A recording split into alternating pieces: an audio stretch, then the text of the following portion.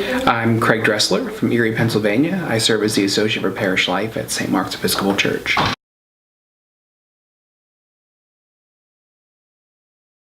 It takes a lot of prayer, a lot of strategic planning in the background, and understanding that it's not going to structure itself the way the church has understood structuring in the past.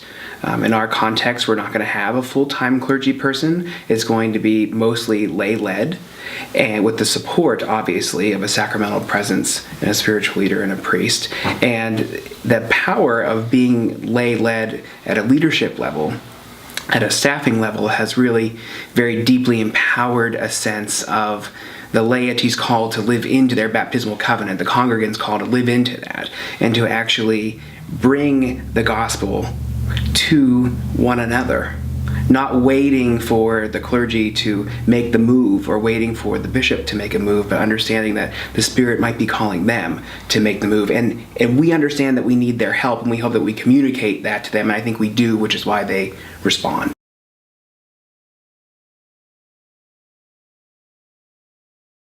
I think you first have to acknowledge the fact that they are going to grieve something or lose something, and that is difficult, and allow them the space to have that emotion and to not ever discount that.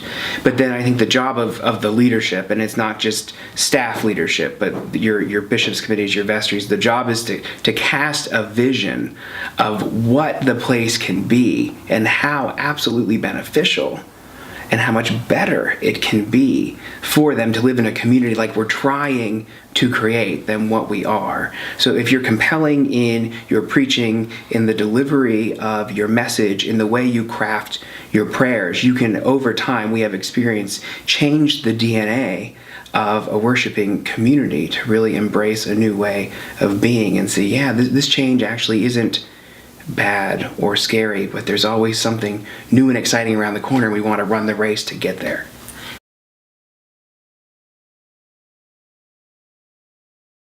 One example would be our work with our local charter school.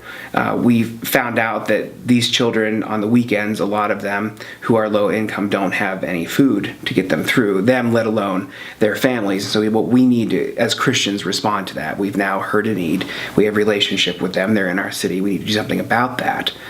And so we did. We respond. We start feeding them. And as we start feeding them, we realize, well, it goes much deeper than the fact that they don't have food. They also now are coming towards winter and they don't have jackets.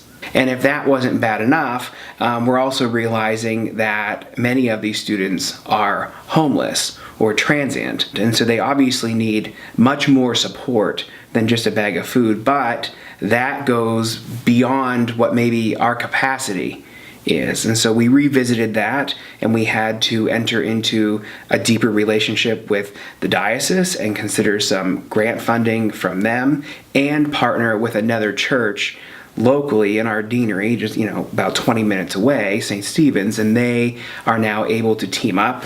They can pack bags one week, we can do another week, we can pool our funds and actually get these children the clothes they need and the resources they need. And when we started that wasn't where we were going.